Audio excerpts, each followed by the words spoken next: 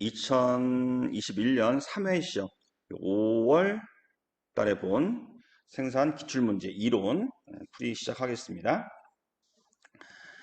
1번에 효과적인 ERP 교육을 위한 고려사항 효과적이라고 나왔으니까 일단 좋은 말을 골라야 잠깐만요. 좋은 말을 골라야 되는데 적절하지 않은 것 그러니까 나쁜 말 고르시면 되겠습니다. 다양한 교육 도구 이용해서 교육하는 게 일반적으로 여러분 그냥 수업 받는 거 생각하시면 되겠습니다. 충분한 시간 필요하겠죠. 자, 3번이 정답인데요. ERP는 프로세서가 중요한 거고요. 거래, 단순한 거래, 작동법, 단편적인 거래 여기에 초점을 맞춰서는 안 된다. 운영법 이런 단순한 거에 맞추는 게 아니라 전체 프로세서가 어떤 흐름으로 회사 업무가 흘러가는 것인지에 대한 초점을 맞춰서 ERP가 만들어져야 되고 그에 따른 교육도 해야 되고 선생님 웨버는 그래서 강조하는 게 프로세서가 중요하다라고 얘기하는 것도 여기에 있습니다. 트랜잭션에 초점을 맞춰라. 단순한 거래를 얘기합니다. 이건 맞춰라라고 했으니까 3번이 틀린 내용이 되겠습니다. 2번 가겠습니다. 가로 안에 들어갈 용어 확장된 ERP 시스템 내에 확장된 ERP라면 이 ERP를 얘기하는 거고요. 요 2가 extended 확장된 ERP를 얘기하는 거죠. ERP가 발전되어서 이 ERP로 발전되었는데 그 확장된 ERP란 기존 ERP에다가 플러스 추가가 된 그런 별도의 시스템들이 있다. 그것들이 기존 ERP에 융합되어서 포함되어서 확장된 ERP라고 얘기를 하고 있는 거고요. 거기에 또 지금은 더 추가가 돼서 빅데이터가 들어가고 AI가 적용되고 이렇게 갈수록 더 발전되고 있는 상황인데 그런 상황에 대해서는 아직 안 나왔지만 일단 기출문제나 이론상으로는 이 ERP가 이에 해당되는 거 기존 ERP에 추가된 것에 대한 얘기인데 그 중에 공급자로부터 소비자까지 이어지는 처음 부품의 원재료의 출발부터 해서 그 원재료가 어떤 가공 과정을 거쳐서 최종 소비자까지 흘러가는데 그런 물자 흐름 말고 만들어지는 과정 제조 가공 과정 이런 거 말고 만들었다고 치고 그 물류 자재 완성된 제품 그게 만약 서비스라고 한다면 서비스 등의 정보의 흐름 자본의 흐름 이런 것들의 전체적인 흐름을 여러분이 생각하기에 운송 과정을 생각하시면 되겠습니다. 단순히 얘기하면 그렇습니다. 그런 수요와 공급의 일치를 최적으로 운영하고 관리하는 흐름 전반에 걸쳐 계획하고 관리하고 그런 것들을 뭐라고 하느냐? 공급망 관리, SCM이라고 한다. 공급망 관리 이렇게 얘기할 수 있겠습니다. SCM 기억하시고요. 3번의 ERP 시스템의 도입 효과, ERP 시스템은 부문, 통합 전체, 이게 더 어울리는 말이겠죠. 전체 최적화, 부문이라고 하면 일부분을 얘기하는 거니까 아주 작은 단위는 아닙니다. 부문이. 그렇지만 작은 단위의 최적화보다는 그런 작은 단위들이 전체적으로 어떻게 연결될 것인가 하는 최적화가 더 중요한 과제라고 할 수 있겠습니다. 그래서 여기는 굳이 고친다면 뭐 전체 최적화 이렇게 얘기할 수 있겠습니다. 4번 적절하지 않은 거 자, 다국적 다통화 다언어 실시간 좋은 말이지요. 선진화된 프로세서가 내장되어서 이미 좋은 패키지로 되어 있다. 개별 싫어하는 말 나왔죠? 이게 답이 2번이 되겠습니다. 이 개별 부문 작은 단위를 얘기하고요. ERP에서는 그것은 다 아웃 싫어하는 굉장히 싫어하는 단어 어울리지 않는 단어다라고 얘기할 수 있겠습니다. 5번 가겠습니다. BOM의 용도로 보기에서 그런 것은 BOM 자재 명세서를 한국말로 하면 그렇게 얘기할 수 있겠고요. 이런 BOM 자재 명세서가 왜 필요하느냐? 자재 명세서는 이걸 얘기합니다. 제품 한 단위를 만들기 위해서 어떤 필요한 부품들이 어떤 것들이 몇 개 들어가는지를 나타내는 표가 되겠고요. 이 정보가 들어가서 우리 수업 시간에 했었던 자재소요량 계획, 자재소요량 계획에 그래서 어떤 부품들이 몇 개 필요하며 그것이 언제 또 발주를 해야 되는지를 알려줬던 그런 실습도 있었습니다. 자재소요량 계획에서 이 자재소요량 계획이 소요량 계획에서 이런 정보를 우리가 알아서 이것을 청구 등록을 하고 청구 등록에 이어서 발주를 하거나 아니면 생산에 들어가기 하기 위해서는 요 BOM 정보가 들어가야지 얘가 자재 소유량 계획이 이렇게 펼쳐줄 수가 있습니다. 몇 개가 어떤 부품이 몇 개 필요한지 BOM 정보는 이렇게 패키지로 묶여져 있고 여기에 이것을 만들기 위해서는 몇 개가 필요한지가 정보가 들어있기 때문에 이 정보를 자재 소유량 계획에 넣어주게 되면 그 정보를 가지고 얘가 풀어서 사람들이 알아볼 수 있게 펼쳐준다. 자재 소유량 계획이라고 얘기하죠. 자, 하여튼 BOM의 용도, 이런 BOM의 용도는 어디다 써먹기 위해서 하는 것이냐? 너무나 사이드로 많은 얘기를 했어요. 굳이. 자, 제품의 설계 사양, 자재 불출 목록표 작성, 판매 계획 수립, 수요 예측 다 그럴싸한데 제품의 설계 사양, 자재 불출 목록표 작성, 자재가 얼마큼 들어오고 나가고 할 때 목록표 작성, 그 다음에 제품을 하나 설계할 때 어떤 부품들이 들어가는지에 대해서 표시할 때, 설계할 때는 표시하겠죠. 또 그에 또 설계에 따른 BOM도 따로 또 존재하고요. 여기서는 그것까지 설명하기는 그렇지만 제품의 설계를 할 때 어떤 부품들이 드는데 그걸 일일이 다 나열하지 않고 BOM으로 표시를 하고 그 다음에 설계도에는 그것만 딱 표시하는 BOM을 따로 작성하고 그 다음에 실제 설계도에는 요거 단순히 하나만 표시하게 할 수도 있다는 얘기가 되겠습니다. 설계에 필요한 BOM도 따로 만들어 있지만 판매 계획하고 BOM, 수요 예측. 이 BOM은 어떻게 보면 생산과 관련되어 있어요. 그래서 생산 계획을 수립할 때 필요한 거고요.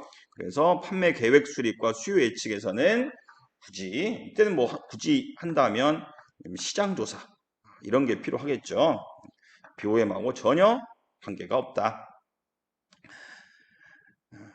됐고요. 답이 그래서 1번이 되겠습니다.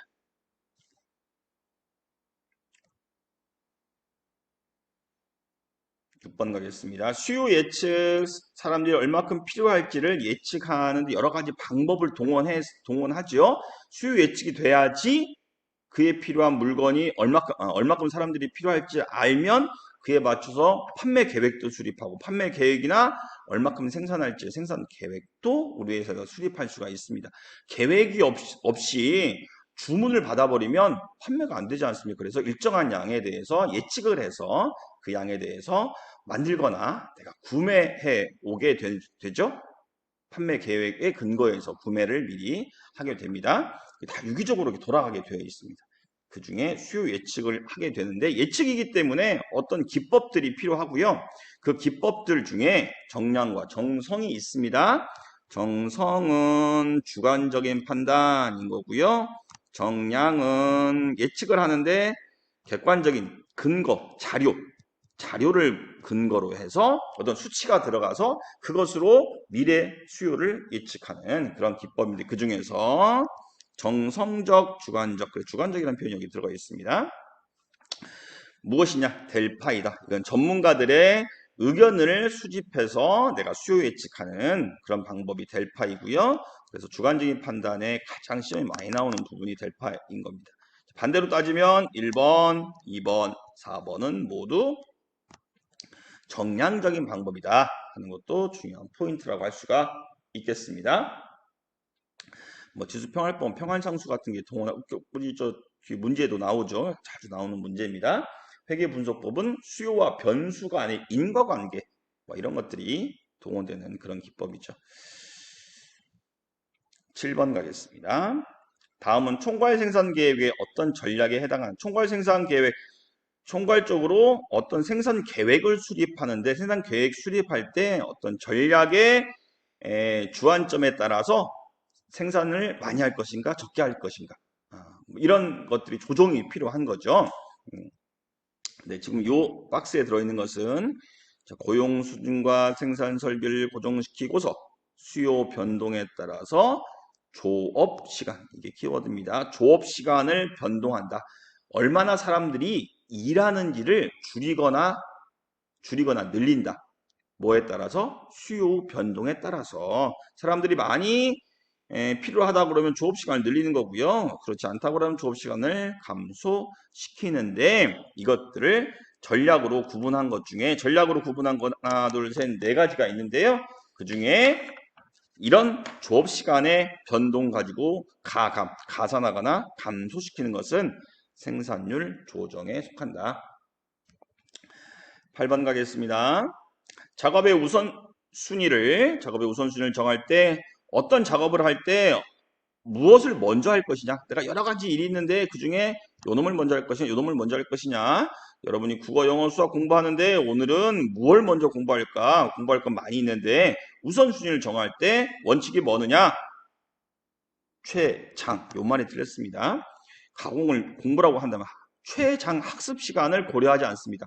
어떤 것이 좀 짧게 마무리할 수 있는가. 국어, 영어, 수학 세 가지가 있는데 그 중에 국어가 한 10분이면 끝날 수 있어. 마무리할 수, 남은 분량이 얼마 안 돼서 이건 빨리 마무리할 수 있어. 그러면 그것을 먼저 작업을 한다. 사실 또 공부하고 그렇게 직설적으로 연결시킬 수는 없지만 일단 생산을 할 때 작업의 우선순위에서는 가공 시간이, 만드는 시간이 최장 긴 걸 먼저 하지 않습니다. 짧은 걸 먼저 합니다. 그 다음에 여유 시간이 조금 남아있는 거, 급한 걸 얘기합니다. 여유 시간이란 납기까지 얼마 남지 않은 거. 이게 조금만 지나면 독촉이 들어올 수 있는 거, 최소 여유 시간. 여유 시간이 짧게 남은 거, 빨리 급하게 처리해야 되는 거를 우선순위로 정하고요. 공정수가 몇 개 안 되는 거, 그러니까 공정수가 몇 개 안 되니까 작업 시간이 짧은 것은 아닙니다. 또 단전적으로 얘기할 수 없지만 공정수가 몇 개 안 된다는 것은 절차가 복잡하지 않다. 그런 것들을 많은 단계를 거치지 않기 때문에 그것을 먼저 처리하는 것도 방법이다. 라고 얘기할 수, 선입선출 먼저 들어온 작업, 내 공정으로 먼저 들어온 걸 먼저 처리한다 하는 것도 원칙에, 이런 원칙들을 두루두루 다 총괄해서 작업의 우선순위를 정하게 됩니다. 이거 정답이 아니라 여러 가지 이런 것들을 고려해서 한다는 얘기가 되겠습니다. 답이 1번이 아닌 거니까 짧은 순서대로 작업을 진행합니다. 최단 가공 시간, 옳은 문장으로 하면 최단 가공 시간이 옳은 문장이 되겠습니다. 9번 생산 계획에 따라 실제로 작업을 언제 시작할지, 실제가 키워드입니다. 실제로 진짜 오늘 임박해서 최종적으로 계획을 수립하는 거. 총괄은 뭐 어떻게 보면 중기 생산 계획, 기준은 뭐 단기 생산 계획, 수요예측은 생산 계획이 아니고요. 일정 계획이 초단기 이렇게 구분할 수 있습니다. 그래서 굳이 뭐 이렇게 구분할 필요는 없고요. 실제로 작업을 언제 시작할지, 언제 완료할 것인지에 대한 계획을 수립하는 건 일정 계획이 되겠습니다.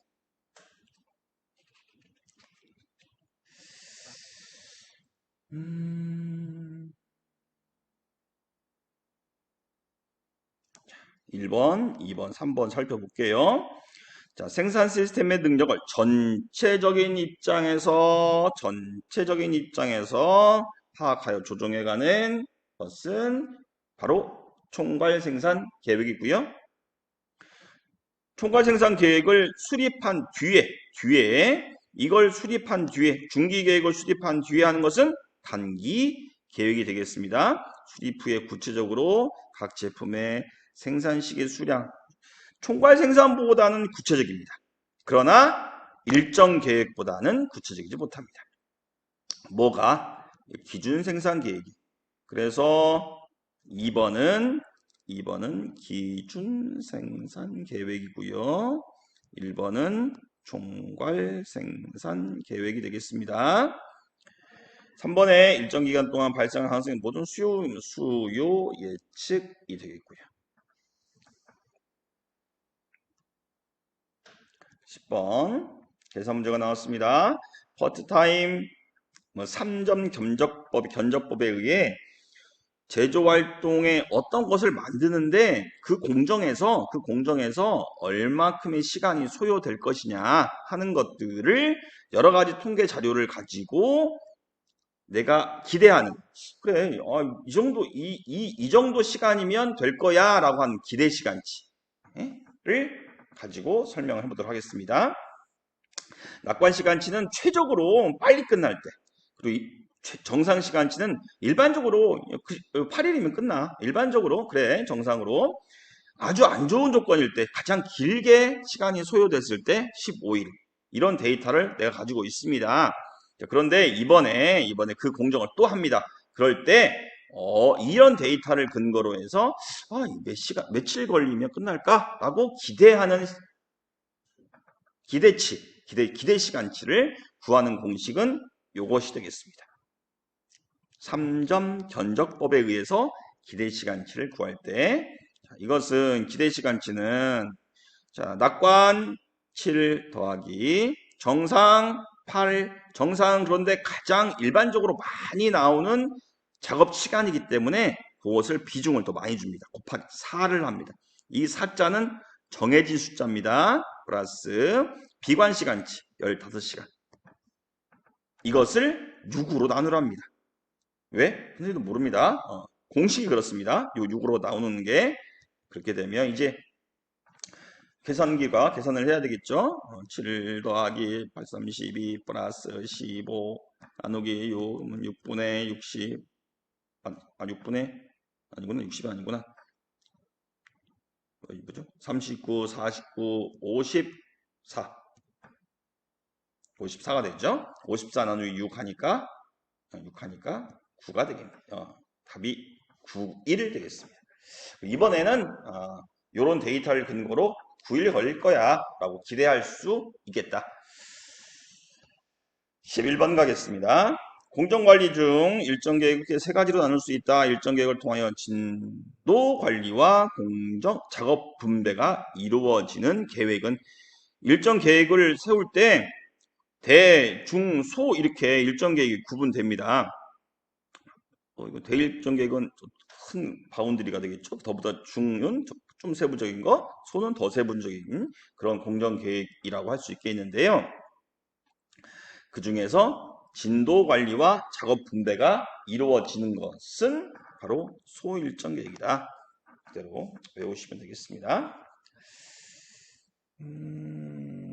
이 모두가 또 소일정 계획의 개념에 속하는 거고요. 중일정 계획의 지시 일정에 따라서 중일정 계획이 수립되면 그 지시에 따라서 특정 기계와 특정 작업자에게 할당된 작업을 결정하고, A란 기계는 몇 개, A란 작업자는 몇 개, 이렇게 할당된 작업을 결정하고, 뭐가 소일정 계획에 대한 설명입니다. 그 작업의 개실과 종류를 나타내면 소일정 계획에 따라서 진도 관리와 작업 분배가 이루어진다. 소일정 계획에 대해서 기억하시고요. 12번 가겠습니다. 공정의 분류에 대한 설명 중 적합하지 않은 걸 골라라. 하는 것은 3번이 되겠습니다. 검사 공정은 약정 검사와 질적 검사가 있는데 중량, 수량 등을 찍은 양적 검사보다 더 중요하다. 질적 검사와 양적 검사 두 종류가 있는 건 맞습니다. 그러나 둘 다 중요하다. 더욱 중요시한다가 틀렸습니다. 양도 중요하고 질도 중요하고 품질도 중요하고 수량도 중요하다. 검사할 때는 둘 다 똑같이 중요하다. 숫자가 모자라도 안 되고요. 그다음에 품질이 떨어져도 안 되지 않습니까? 하나 뭐가 더 중요하다 얘기할 수가 없다. 옳지 않은 거라서 3번이 틀렸습니다. 13번 가겠습니다. 다음에 설명하는 기본적 방침의 개념은 무엇이냐? 3번에 공수계획, 부하, 능력 두 측면에 적당한 여유를 둔다. 뭐 할 때? 공수계획 수립할 때. 공수는 공수는 여기 나올 거예요. 작업량을 결정할 때. 작업량. 얼만큼 작업을 할 것인가. 그 양을 결정하는 게 그거에 대한 어떤 몇 개를 생산할 것인가. 생산 양에 대해서 계획 세우는 게 공수 계획이고요. 양을 결정할 거니까 부하. 얼마큼 과중한지. 그 기계나 그 사람에 대해서 너무 과중한 게 부하가 걸렸다, 부하가 많다 하는 것은 그 사람이 원래 일할 수 있는, 그 기계가 원래 일할 수 있는 건 10개만 만들 수 있는데 동일한 시간에 13개를 만들어 하고 할당을 해버려. 그럼 부하가 높은 거죠. 13개보다 15개를 만들어, 20개를 만들어. 그럼 이제 부하가 더 세진 겁니다. 그런 부하를 고려해야 된다. 그러니까 원래 만들 수 있는 최대치가 10개라고 한다면 9개, 8개.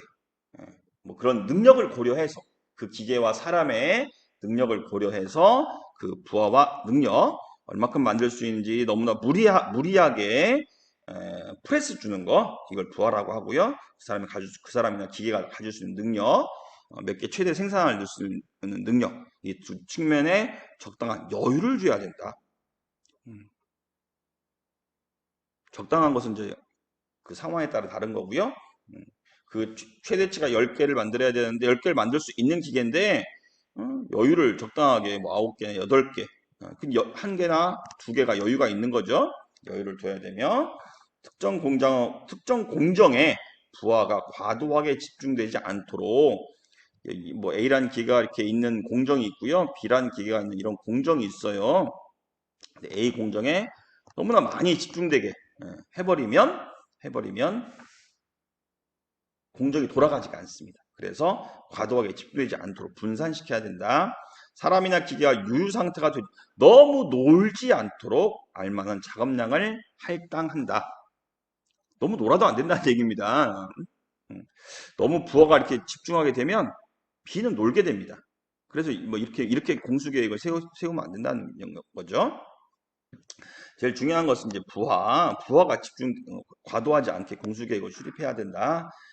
중요하다 할 수 있겠습니다. 14번 가겠습니다.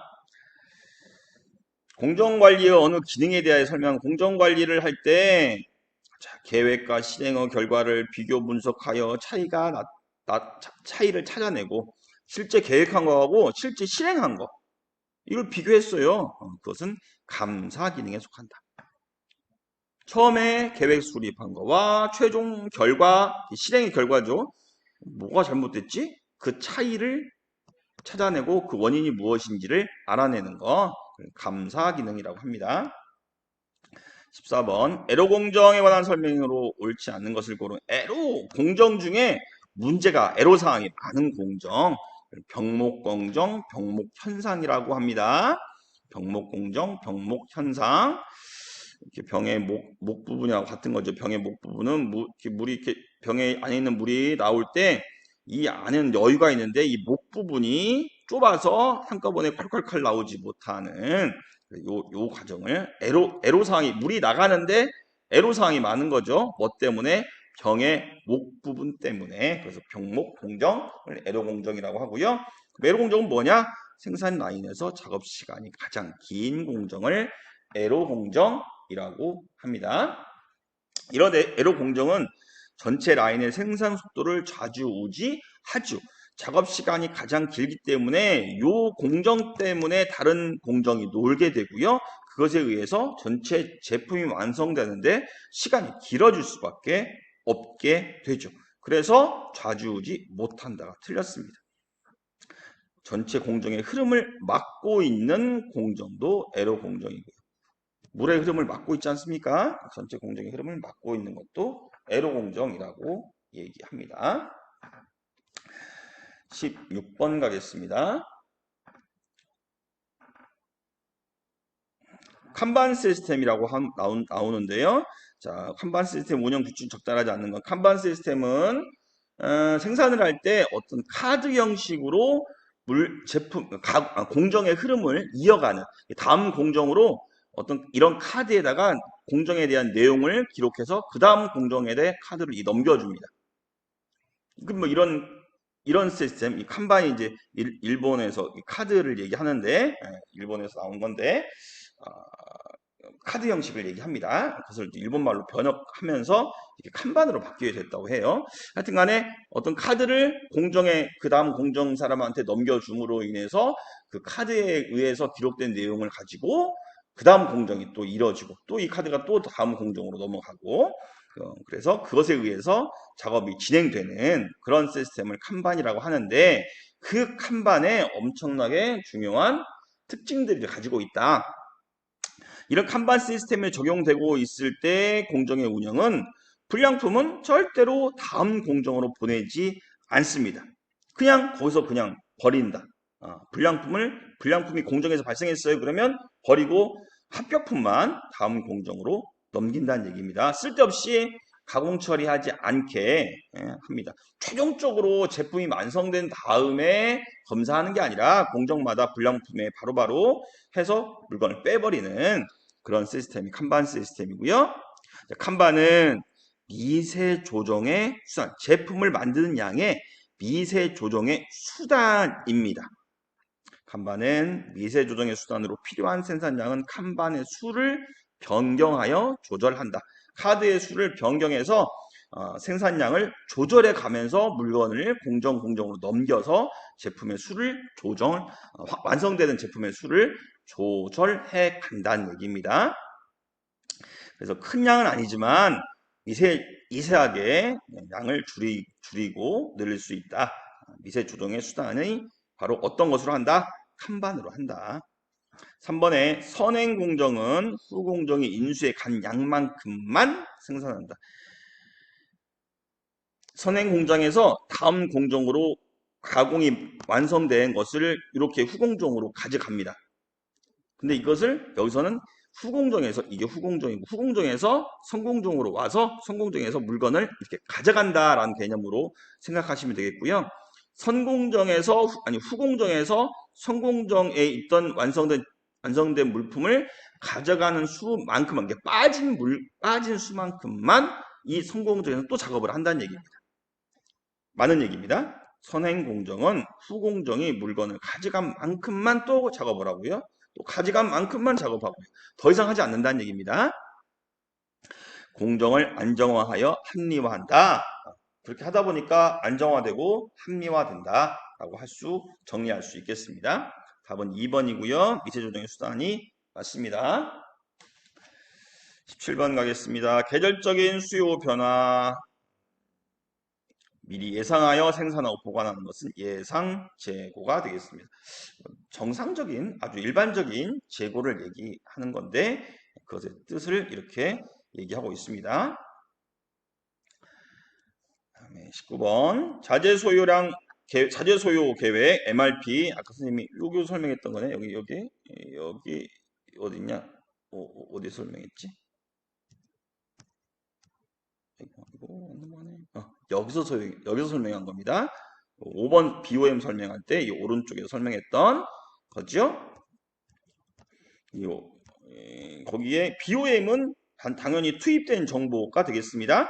이런 MRP 시스템의 주요 입력 요소, MRP가 있는데 MRP에 어떤 정보가 들어가야지 MRP가 제대로 작동을 할 수 있느냐, 어떤 부품들이 그 제품을 만드는데 주문받은 것들을 만들기 위해서는 어떤 부품들이 몇 개 필요하다, 이 몇 개 필요한 게 언제 주문해야 된다, 현재 재고가 몇 개 있으니까 그것을 제외하고 몇 개 추가적으로 언제 주문해야 되는지 알려주는 게 MRP라고 했습니다. 이렇게 알려주려면 투입된 정보가 1, 2, 3, 3개 주요 입력 요소가 MRP에 입력이 돼야지 얘가 이렇게 풀어주게 되는데요. 거기는 1, 2, 3. 1번, 2번, 3번이 1번, 2번, 3번이 1번, 2번 주관식으로 많이 나오니까 당연히 외우시는 게 좋은 문제죠. 이렇게 1번, 2번, 3번 재고기록철, 자재명세서, MPS. 이게 주요 입력 사항이고요. 총괄생산계획은 해당 사항이 없겠습니다.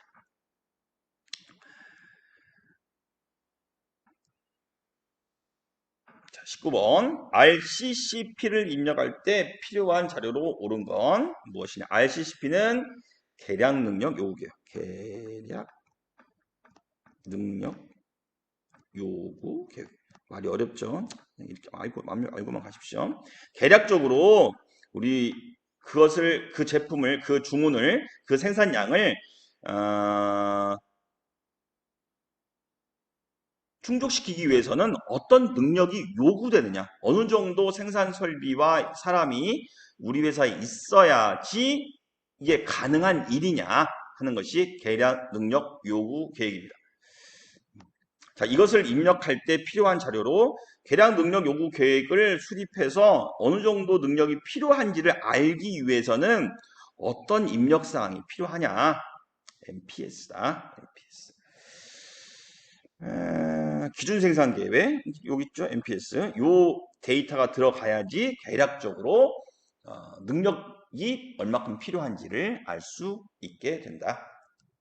20번 공급망 관리 아까 SCM 단독 문제로 나왔던 그거죠. 공급망 관리의 추진 효과로 적절하지 않는 것을 골라라. 독립적이란 말 되게 싫어합니다. 독립적이란 말보다 통합적 여기 나오네요. 통합적 정보 시스템 운영이 적절한 표현이라고 할 수 있겠습니다. 여기는 화자 강화입니다. 화자가 탈락했습니다. 대응력 강화가 되겠습니다. 마치겠습니다.